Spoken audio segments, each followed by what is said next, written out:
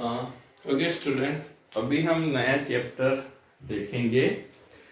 जो आप लोगों ने बेसिक इसका फंडामेंटल जो है कि बेसिक आप 10th के स्टैंडर्ड में भी ये थोड़ा बहुत पढ़ के आए हो और आपको पता है कि आप बचपन से थोड़ा थोड़ा इसमें पढ़ते पढ़ते आ रहे हो। अब यहाँ पे हम इसको है ना, इसको थोड़ा मैथमेटिकली इसको कैसे हम कैलकुलेट कर सकते हैं, मैथमेटिकली ये चीजों को हम कैसे एनालाइज कर सकते हैं, वो हम यहाँ पे थोड़ा बहुत समझेंगे।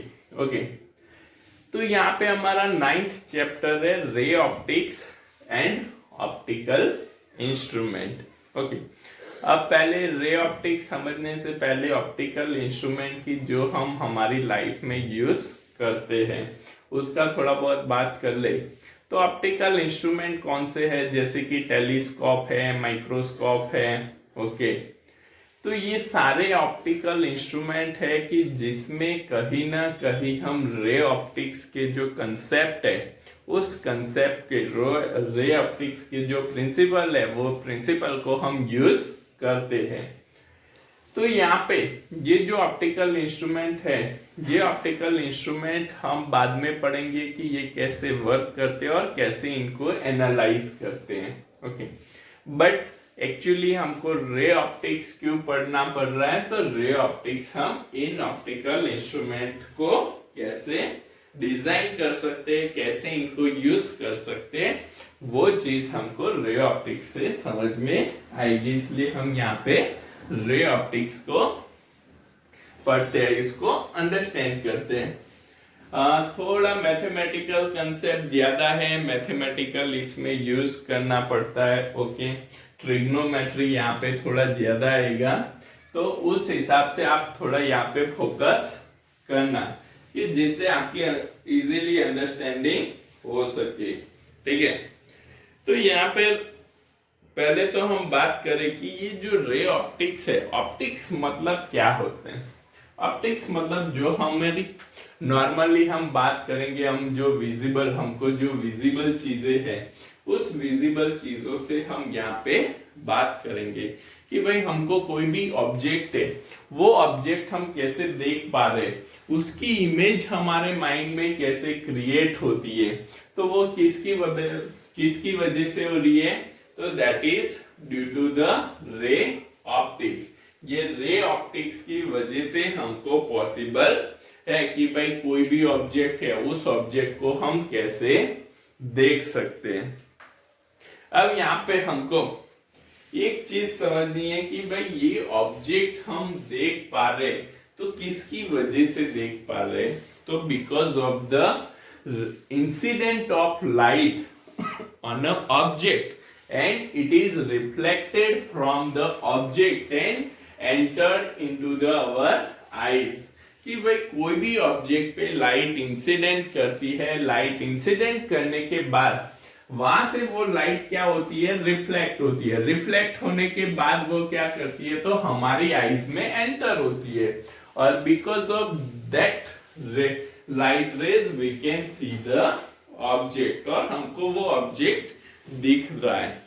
तो यहाँ पे इस कंसेप्ट को यूज करके हम रे ऑप्टिक्स को अंडरस्टैंड करेंगे। अब यहाँ पे ये जो लाइट रेज है, ये लाइट रेज है क्योंकि वेव्स तो बहुत सारे हैं, लाइट रेज है that is nothing but the waves. और कौन से वेव्स है, तो इलेक्ट्रोमैग्नेटिक वेव्स है। तो हमारी आईज का बाय नेचर हमारी आईज है कि कुछ वेवलेंथ को वो ऑब्जेक्ट, कुछ वेवलेंथ को वो प्रिडिक्ट कर सकी है, मतलब वो वेवलेंथ के रेज है, वो वेवलेंथ के रेज हमको दिखाई देते हैं। And that wavelength is from the 400 nanometre to 750 nanometre. वो वेवलेंथ कितनी है कि भाई 400 नैनोमीटर टू 750 नैनोमीटर की वेवलेंथ के जो भी वेव्स है उस वेव्स को हम यहाँ पे देख पा रहे कि भाई 400 नैनोमीटर टू 750 नैनोमीटर के वेव्स हमारी आईज में एंटर होते हैं, उस वेव्स को हम देखते हैं। तो उसको हम, हमारी आईज है, वो आईज उसकी इमेज को देख पा रही है। कोई भी ऑब्जेक्ट की इमेज है, वो इमेज को हम देख पा रहे। इससे कम वेवलेंथ और इससे ज्यादा वेवलेंथ के वेव्स हमारी आईज यहाँ पे प्रिडिक्ट नहीं कर पाती है। ओके, तो ये जस्ट आपके लिए एक इंफॉर्मेशन है कि भाई ये हमारी आईज है वो कितनी वेवलेंथ की लाइट है कि उसको हम देख सकते हैं या परसिस्ट कर सकते हैं। सेकेंड चीज, स्पीड ऑफ द लाइट, वो तो हमको पता ही है व्हाट कि स्पीड ऑफ द लाइट कितनी है। तो speed of the light is 3 × 10⁸ metre per second. कितनी स्पीड है? 3 × 10⁸ मीटर पर सेकेंड की स्पीड से लाइट रेज हमारी आईज में एंटर होते हैं और हम उसको देख पा रहे हैं। तो यहाँ पे हम ये जो डिफरेंट डिफरेंट चीजें हैं उसको यूटिलाइज करके इस कंसेप्ट को यहाँ पे अंडरस्टैंड करते हैं। अब यहाँ पे एक चीज और हम समझ लेते हैं कि light rays and light beam, what is the difference between light rays and light beam. तो यहाँ पे जैसे हमने देखा कि भाई एक स्मॉल वेवलेंथ की जो लाइट है, वो स्मॉल वेवलेंथ की लाइट ट्रैवल करती है, कोई भी मीडियम है उस मीडियम में ये वेव्स ट्रैवल करते हैं। अब ये वेव्स कैसे ट्रैवल करते हैं? तो this wave is travelling from the point two point in a straight line. Medium में जो लाइट रेज है, लाइट रेज एक स्ट्रेट लाइन में ट्रैवलिंग कर रहे। अब स्ट्रेट लाइन में ये ट्रैवलिंग कर रहे, तो यहाँ पे तो सीधा उनका एक पॉइंट से, ये आपने देखा होगा कि टॉर्च है, टॉर्च को आप जैसे ही ऑन करते हो तो यहाँ पे लाइट रेज क्या होते हैं, तो टॉर्च को ऑन करते ही लाइट रेज सीधे एक पॉइंट से दूसरे पॉइंट पे जाते हैं। वो यहाँ पे कहीं पे भी लाइट रेज बैंड नहीं होते। अब ये जो लाइट रेज है ये बैंड नहीं होते। क्यों बैंड नहीं हो रहे? तो ये point two point straight direction में ही ये ट्रैवल कर पाते हैं because of the limitation of the wavelength. तो आप देखोगे कि भाई लाइट है वो लाइट स्ट्रेट ट्रैवल करती है, जबकि जो हमारे वॉइस वेव्स है वो वॉइस वेव कोई भी एंगल पे, कोई भी डायरेक्शन पे ये बैंड हो सकते हैं, रिफ्लेक्ट हो सकते हैं। जबकि लाइट वेव्स है, लाइट वेव्स ऐसे बैंड नहीं हो सकते या रिफ्लेक्ट नहीं हो सकते। जैसे कि जिसका हम एग्जांपल ले कि सपोज कोई पर्सन है, कोई रूम में है, ओके बन, और वहां पे वो बोल रहा है तो उसकी आवाज हमको जो विंडोज या जो डोर्स है उसकी गैप में से वो आवाज हमको सुनाई देती है, क्योंकि वहां पे ये जो साउंड वेव है, साउंड वेव वहां पे उतने डिफ्लेक्ट होते हैं। जबकि वहां पे उस रूम में अगर वो कोई टॉर्च करे, ओके, कोई दीवार पे अगर वो टॉर्च से लाइट फेंकता है या लाइट करता है, तो वो जो लाइट रेज है, लाइट रेज डोर्स या विंडो की गैप में से हमको दिखाई नहीं देते। क्यों? क्योंकि वो वेव्स उतने डिफ्लेक्ट नहीं होते। तो यहाँ पे वो सारी चीजें हम यहाँ पे डिस्कस करेंगे। तो रेज क्या है? लाइट रेज एक पॉइंट टू पॉइंट एक स्ट्रेट डायरेक्शन में मीडियम में ट्रैवलिंग करते हैं। जबकि बंडल ऑफ लाइट रेज है, कि जो बंडल ऑफ लाइट रेज है that is called the light beam. उसको हम क्या बोलते हैं? लाइट बीम बोलते हैं। कि भाई कोई भी लाइट रेज है, लाइट रेज यहां से एक पॉइंट से एक सिंगल रेज है, सिंगल रेज को हम लाइट रेज बोलेंगे। और नंबर ऑफ लाइट रेज जब एक ही डायरेक्शन में ट्रैवल करते हैं तो that is called the beam of light. उसको हम लाइट बीम या बीम ऑफ लाइट कहते हैं। ओके, तो ये था कि बेसिक लाइट क्या है, कि क्योंकि हमारा रे ऑप्टिक्स है, रे ऑप्टिक्स पूरा किस पे डिपेंड है? It is depend on the light waves.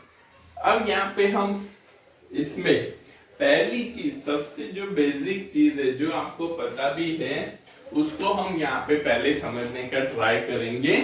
That is the reflection of light by spherical mirror. कोई भी स्फेरिकल मिरर है, ये स्फेरिकल मिरर लाइट को कैसे रिफ्लेक्ट करता है वो हम यहाँ पे समझेंगे कि reflection of light by spherical mirror, कि मिरर से लाइट कैसे रिफ्लेक्ट होती है।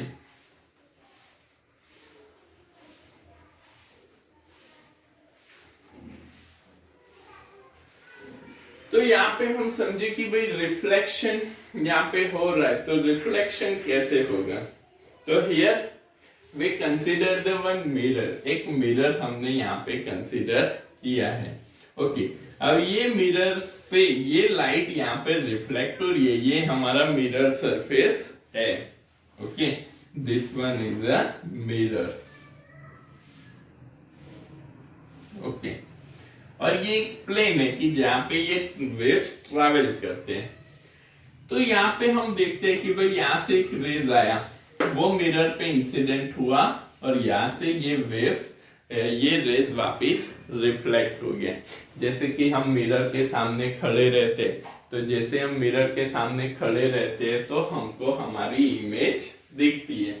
अब ये हमारी इमेज हमको क्यों दिख रही है, तो हमको हमारी इमेज इसलिए दिख रही है कि जो रेज लाइट रेज है, लाइट रेज मिरर पे इंसिडेंट होते हैं, मिरर पे इंसिडेंट होके वापिस वो रिफ्लेक्ट करते हैं और रिफ्लेक्ट करने के बाद वो हमारी आईज में एंटर होते हैं। तो यहाँ पे रेज इंसिडेंट हो रहे हैं और वापिस यहाँ पे रिफ्लेक्ट भी कर रहे हैं। तो इंसिडेंट रेज और रिफ्लेक्टेड रेज की वजह से हम कोई भी ऑब्जेक्ट को देख पा रहे हैं। इंसिडेंट रेज और रिफ्लेक्शन, अगर ये जो लाइट रेज है, लाइट रेज रिफ्लेक्ट नहीं करते तो हम वहां पे हमारी इमेज को देख नहीं पाते। कोई भी ऑब्जेक्ट है, उस ऑब्जेक्ट को हम देख नहीं पाते। तो मेन कोई भी ऑब्जेक्ट को देखने के लिए बेसिक कंडीशन क्या है कि उस पे जो रेज इंसिडेंट हो रहे हैं वो रेज वहां से रिफ्लेक्ट होने जरूरी है। अगर रेज रिफ्लेक्ट नहीं होंगे तो उस बॉडी को, उस ऑब्जेक्ट को हम देख नहीं पाएंगे। ओके, तो यहाँ पे इंसिडेंट रेज है जो मिरर पे इंसिडेंट करते हैं और वहां से एक रिफ्लेक्टेड रेज है जो मिरर पे से ये रिफ्लेक्ट होते हैं। ओके, तो इसको ए दे दे, ये बी है और रिफ्लेक्टेड रेज सी। तो यहाँ पे हम देखते हैं, अब ये जो मिरर है, ये मिरर का एक नॉर्मल हमने ड्रॉ किया है। This is the normal N. तो ये जो नॉर्मल है, ये नॉर्मल के साथ जो इंसिडेंट रेज, समझना थोड़ा मैथमेटिक्स है, ये हमने एक नॉर्मल ड्रॉ किया, ये नॉर्मल के साथ इंसिडेंट रेज जितना एंगल यहाँ पे कवर करता है, जितना एंगल बनाता है, that angle is called the angle of incident, theta I. उसको हम क्या कहते हैं, theta I, angle of incident. Okay, और जो रिफ्लेक्टेड रेज है, रिफ्लेक्टेड रेज ने नॉर्मल के साथ जितना एंगल यहाँ पे कवर किया है, that angle is called the reflected angle of reflection. Okay, उसको हम क्या कहते हैं, एंगल ऑफ रिफ्लेक्शन। तो थीटा आई क्या है, एंगल ऑफ इंसिडेंट, और थीटा आर क्या है, एंगल ऑफ रिफ्लेक्शन। ओके, तो अब यहाँ पे हम रिफ्लेक्शन समझे। तो रिफ्लेक्शन क्या है, the phenomena in which the light incident on a opaque and shining surface. कोई भी ओपेक मतलब रिफ्लेक्टिंग सरफेस, ओपेक मतलब क्या, रिफ्लेक्टिंग सरफेस, या कोई भी शाइनिंग सरफेस है, शाइनिंग सरफेस है वो भी क्या करेगी, रिफ्लेक्शन करेगी। तो shining surface and returns back from the returns back from that surface is called reflection of light। कि भाई जो ओपेक और शाइनिंग सरफेस और ऑपेक सरफेस पे से जब लाइट रेज है, ये लाइट रेज रिफ्लेक्ट होते हैं, तो उसको हम क्या कहते हैं? उसको हम कहते हैं ये रिफ्लेक्शन। उसको हम क्या कहते हैं? रिफ्लेक्शन कहते हैं। Reflection of rays and reflection of waves की, जिसकी वजह से हमको वो ऑब्जेक्ट दिखता है। अब यहाँ पे जो दो एंगल की हमने बात की, incident, angle of incident and angle of reflection, ये दोनों को हम डिफाइन करते हैं। ये दोनों बहुत जरूरी है हर एक कंसेप्ट में, हर एक कैलकुलेशन में इनको यूज करना है। इसलिए ध्यान से समझना कि ये एंगल क्या है, कैसे इसको हम डिफाइन कर सकते हैं। ओके, जितना पहले से समझोगे उतना आगे समझ में आएगा, नहीं तो फिर कुछ भी समझ में नहीं आएगा। ठीक है, हर एक चीज को सिंप्लीफाई करके समझो। तो एंगल ऑफ रिफ्लेक्शन आर और थीटा आर, इसको हम कैसे डिनोट करते हैं? तो कई जगह पे हम आर से डिनोट करते हैं या थीटा आर से भी हम डिनोट कर सकते हैं। तो एंगल ऑफ रिफ्लेक्शन क्या है? तो the angle between reflected ray and the normal to the reflecting surface. जैसे मैंने अभी बोला कि भाई जो रिफ्लेक्टेड रे है, ओके, और जो नॉर्मल है, मिरर की जो नॉर्मल सरफेस है, दोनों के बीच का जो एंगल है, उस एंगल को हम बोलते हैं एंगल ऑफ रिफ्लेक्शन। तो the angle between reflected ray and the normal to the reflecting surface is called the angle of reflection r और theta r। उसको हम क्या बोलते हैं? angle of reflection r और theta r।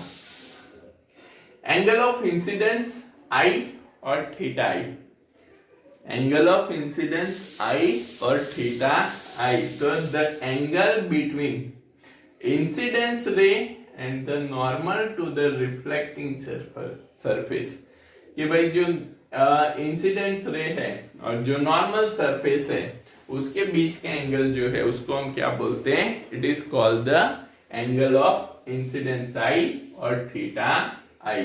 ओके, तो यहाँ पे दोनों angle, angle of reflection and angle of incidence, हमको यहाँ पे समझ में आए। सिंपल है कि भाई जो मिरर की नॉर्मल सरफेस है, नॉर्मल सरफेस के साथ जो इंसिडेंट रे एंगल बनाता है उसको हम बोलते हैं एंगल ऑफ इंसिडेंस, और जो रिफ्लेक्टेड रे एंगल बनाता है उसको हम बोलते हैं एंगल ऑफ रिफ्लेक्शन। ओके, अब ये जो रिफ्लेक्शन होने की कंडीशन है कि परफेक्टली कब रिफ्लेक्शन रेस रिफ्लेक्ट होते हैं, तो उसकी उस कंडीशन है उसको हम बोलते हैं लॉज ऑफ रिफ्लेक्शन, कि always incident angle and reflected angle are same. Incident angle और रिफ्लेक्टेड एंगल कैसे होने चाहिए? दोनों सेम होने चाहिए, तो उसकी वजह से हमको परफेक्टली रिफ्लेक्शन मिलता है। Always incident angle and reflected angle कैसे होनी चाहिए? सेम होनी चाहिए, तभी जाके यहाँ पे परफेक्टली रिफ्लेक्शन होता है। ओके, तो यहाँ पे हमको दो चीजें मिलती है, incident angle and reflected angle क्या होना चाहिए? सेम होना चाहिए, तभी जाके यहाँ पे परफेक्टली रिफ्लेक्शन होता है। तो ये हुआ हमारा reflection of light by spherical mirror, angle of reflection theta, angle of incidence theta I and laws of reflection. इसको एक बार नोटबुक में कॉपी कर लो फटाफट, ठीक है, और ये ध्यान में रखने का ट्राई करो।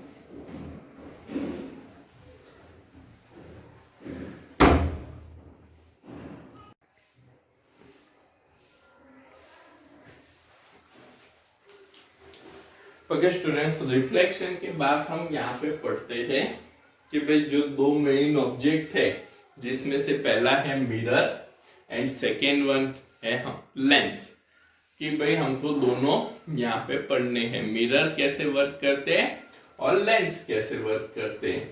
तो पहले तो हम यहाँ पे समझते हैं focal length of spherical mirror. उससे पहले कि डिफरेंट टाइप्स ऑफ मिरर क्या होते हैं, कौन से डिफरेंट टाइप्स ऑफ मिरर है कि जिनको हम यूज करते हैं।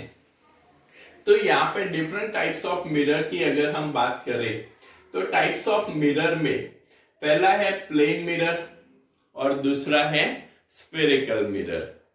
प्लेन मिरर और spherical mirror, plane mirror generally जिसका हमको नॉर्मली हम आगे पढ़ चुके, जिसको हमको यहाँ पे ज्यादा पढ़ना नहीं है। हमारा मेन फोकस है स्फेरिकल मिरर, कि भाई स्फेरिकल मिरर कैसे वर्क करते हैं। आप लोगों ने देखा होगा कि जो कई म्यूजियम होते हैं उसमें स्फेरिकल मिरर होते हैं। वो स्फेरिकल मिरर में आप आपकी डिफरेंट इमेज देख सकते हो। ओके, कुछ मिरर ऐसे जिसमें आप मोटे लगते हो, कुछ मिरर ऐसे जिसमें आप पतले लगते हो। तो वो क्या है, तो वो स्फेरिकल मिरर है कि जिसकी फोकल लेंथ को चेंज करके हम डिफरेंट इमेज को क्रिएट कर सकते हैं। अब यहाँ पे हम समझे कि ये जो स्फेरिकल मिरर है, ये स्फेरिकल मिरर कौन से कितने टाइप के हैं। तो that is the concave mirror and convex mirror, कि दो टाइप्स के यहाँ पे स्फेरिकल मिरर हम देखते हैं कि ये दो टाइप के स्फेरिकल मिरर हम नॉर्मली यूज करते हैं।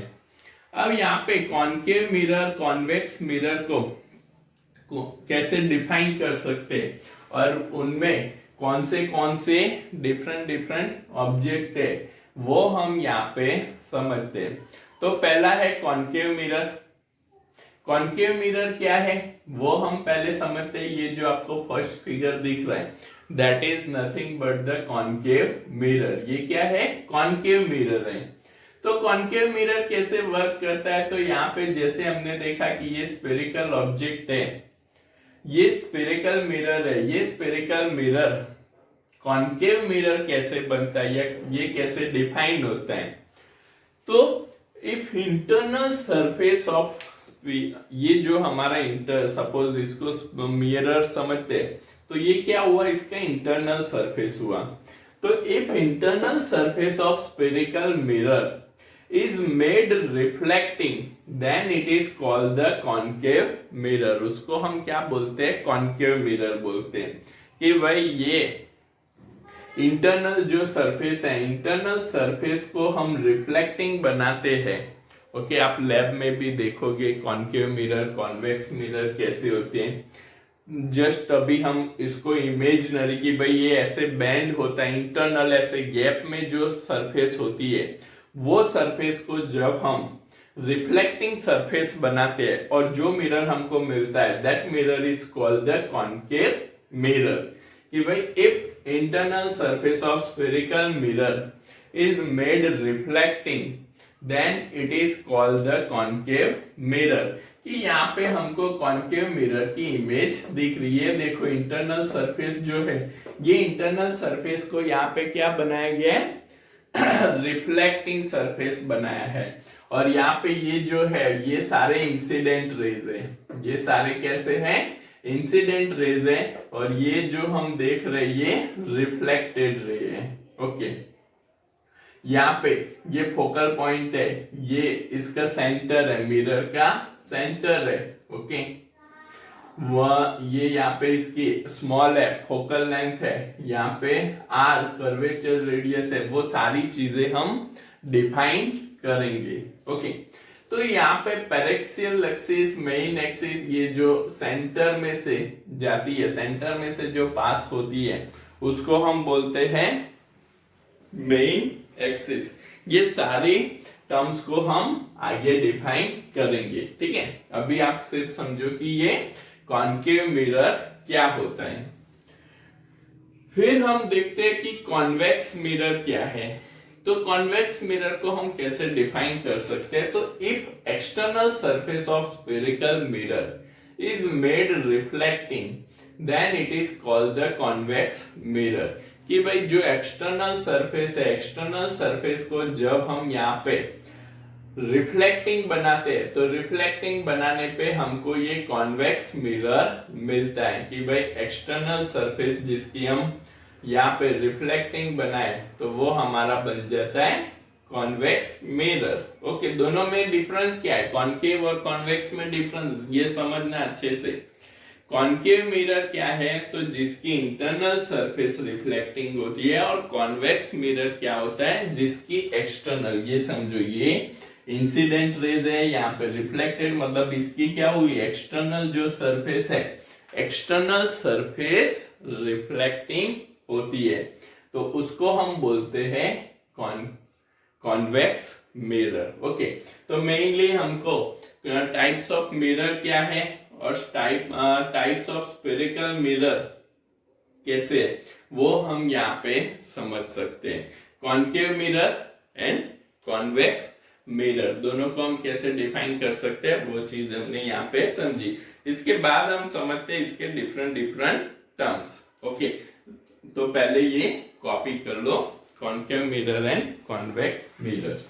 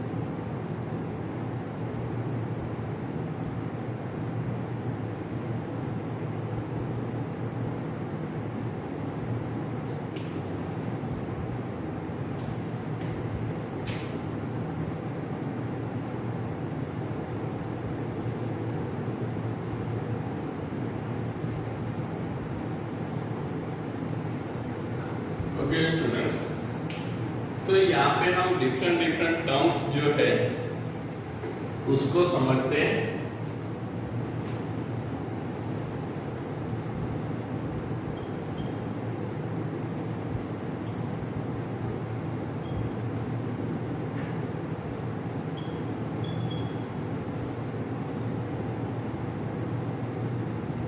तो यहाँ पे पहली टर्म की अगर हम बात करें तो that one is the radius of curvature, जिसको हमने यहाँ पे r से डिनोट किया है। तो रेडियस ऑफ कर्वेचर क्या है? तो ये जो हमने मिरर यहाँ पे लिया है, इस मिरर को अगर हम कंप्लीट करते हैं, अब ये मिरर को कंप्लीट करते हैं तो उसकी जो रेडियस मिलेगी, उसकी जो रेडियस हमको मिलेगी, उस रेडियस को हम क्या कहते हैं? Radius of curvature. तो इसको हम डिफाइन कैसे कर सकते हैं? तो the radius of the spherical shell from which the mirror is made, the radius of the spherical shell from which the spherical shell, मतलब पूरा स्फीयर वहां पे कंप्लीट होता है, स्फेरिकल सेल कंप्लीट होता है, from which the mirror is made is called the radius of the curvature। मतलब कि ये जो कर्वेचर है उसको हम कंप्लीट करते हैं तो हमको जो रेडियस मिलती है it is called the radius of curvature. Okay, दूसरा है सेंटर ऑफ कर्वेचर, जिसको हमने C से डिनोट किया है। तो सेंटर ऑफ कर्वेचर कैसे डिफाइन होगा? तो the centre of the spherical shell is called the center the center of the spherical cell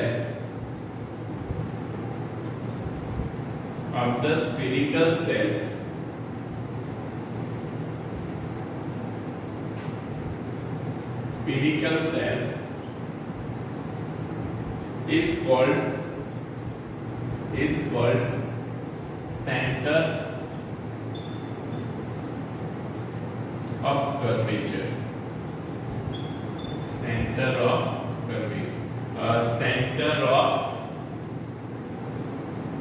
curvature. Okay, इसको हम सेंटर ऑफ कर्वेचर कहते हैं. सिंपल है. तो the center of the spherical cell is called the center of curvature of the mirror. Okay, तो ये दो term हुई, radius of curvature and centre of curvature. Third हम देखते हैं पोल. थर्ड डेफिनेशन है पोल, जिसको हमने यहाँ पे इमेज जो है, इमेज में हमने P से डिफाइन किया है पोल. तो पोल यहाँ पे क्या है? तो the centre of the reflecting surface. Pole को हम कैसे डिफाइन कर सकते हैं? The centre of the reflecting surface of the reflecting surface is called pole. उसको हम क्या कहते हैं? पोल कहते हैं. ओके, तो centre of the reflecting surface of mirror. Okay, of mirror. यहाँ पे हम लिख लेते हैं कि भाई किसकी रिफ्लेक्टिंग सर, कोई भी रिफ्लेक्टिंग होती है, बट हम यहाँ पे मिरर की बात कर रहे हैं, तो ऑफ मिरर. तो the centre of the reflecting surface of mirror is called pole. उसको हम बोलते हैं पोल बोलते हैं. ओके, ये सारी डेफिनेशन, सारी टर्म्स आपको ध्यान में रखनी है. राइट डाउन ये तीनों टर्म्स यहाँ पे लिख लो, तो हम आगे की टर्म्स डिस्कस करें.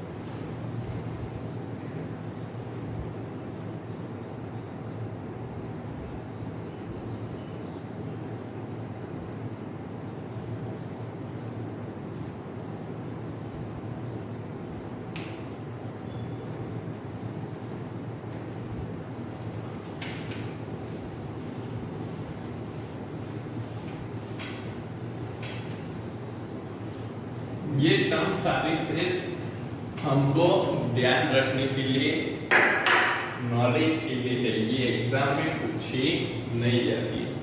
Next step principal axis. सारी चीजें हमने फिगर में नोट डाउन करके रखी है।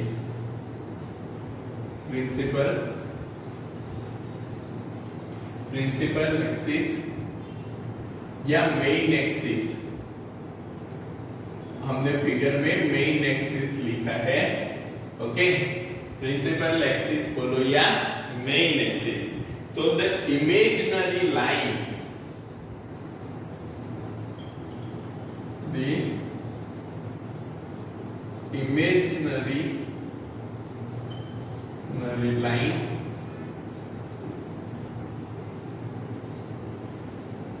passing through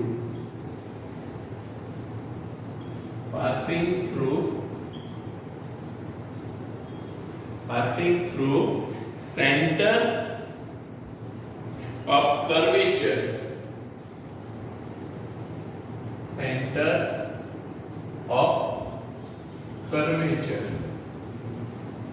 and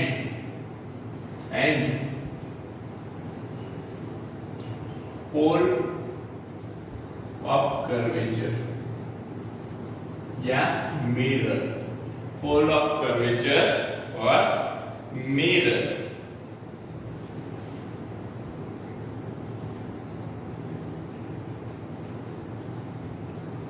is called principal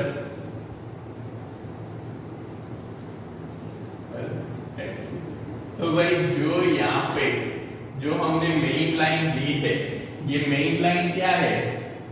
तो सी में से और पी में से पास होती है, ये कंटिन्यूअस आगे चलती है। तो सी क्या है? तो सेंटर ऑफ कर्वेचर। पी क्या है? Pole of curvature. और उसको वो दोनों में से जो एक्सिस पास होती है, that axis is called the principal axis. उसको हम क्या बोलते हैं? प्रिंसिपल एक्सिस बोलते हैं। नेक्स्ट है अपर्चर।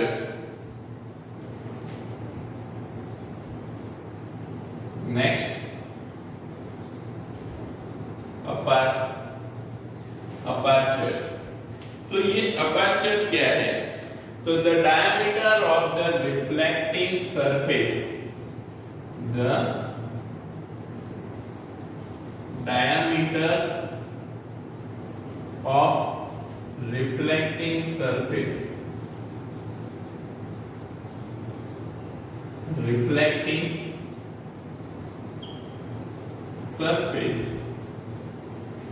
q dash, जो यहाँ पे q dash से हमने डिनोट किया है, q dash is called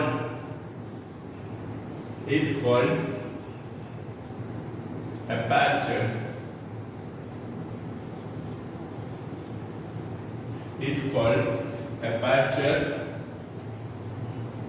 of mirror।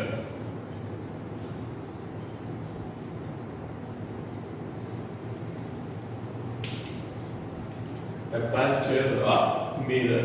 तो principal axis, aperture of mirror क्या है, वो हमने यहाँ पे देखा कि क्या है aperture mirror. The diameter of reflecting surface, ये जो डायमीटर हमको मिलता है रिफ्लेक्टिंग सरफेस का। प्रिंसिपल एक्सिस पैरेक्सियल एक्सिस कि जहां से ये जो रेज है, ये रेज रिफ्लेक्ट होके फोकल में से पास होते हैं। ओके, फोकल पॉइंट में से पास होते हैं, उस डायमीटर को हम क्या कंसीडर करते हैं? That diameter is considered as a aperture. Next हम डिस्कस करते हैं प्रिंसिपल फोकस। ओके, नेक्स्ट हमारा है principal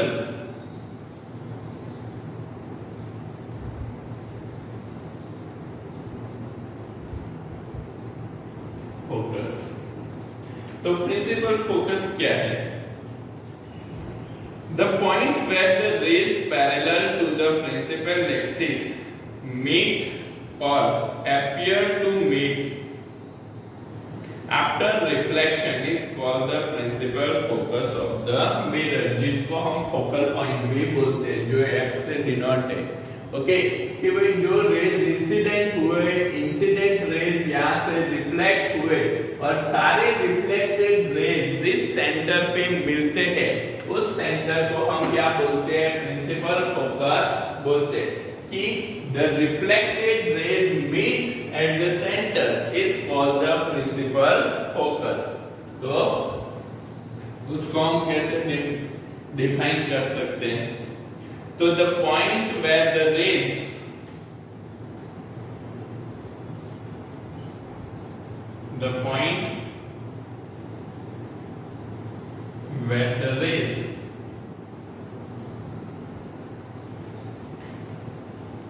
parallel to the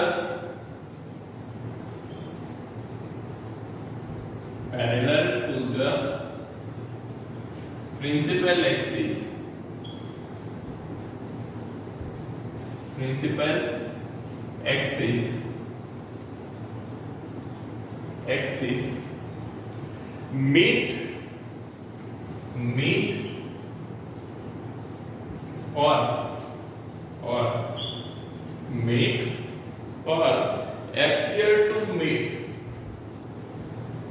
meet or appear to meet okay. ये ध्यान में रखना कि जहाँ पे मिलते हैं या ऐसा हमको इमेज होता है, ओके, कि जहाँ पे ये मिल रहे हैं, appear to meet after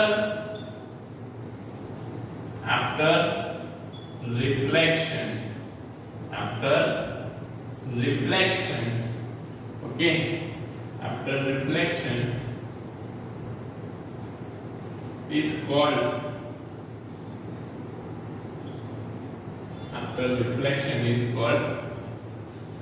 principal focus,